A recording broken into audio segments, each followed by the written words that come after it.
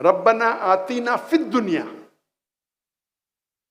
हम अल्लाह से दुआ करते हैं कि इस दुनिया में हमें अच्छी चीज दे।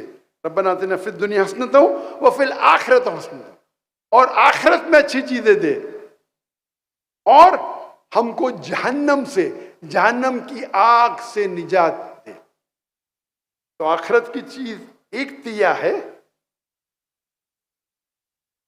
दुनिया की चीज एक तिया है, और अने दुनिया में अच्छी चीज दे और आखिरत में अच्छी चीज दे, और आखिरत दूसरी दुनिया के जहन्नम की आग से हमें पनाह दे।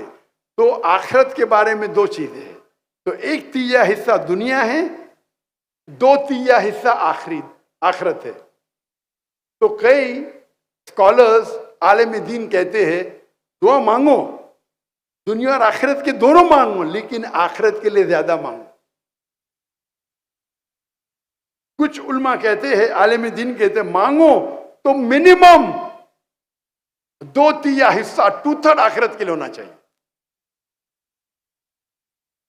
और अल्लाह ताला फरमाते सूरह हूद में सूरह नंबर 11 में, आप अगर दुनिया मांगेंगे अल्लाह दुनिया देगा, लेकिन आखिरत के लिए आपके पास कोई हिस्सा नहीं है। आप आखिरत मांगेंगे अल्लाह आपको आखिरत भी देगा और दुनिया भी देगा।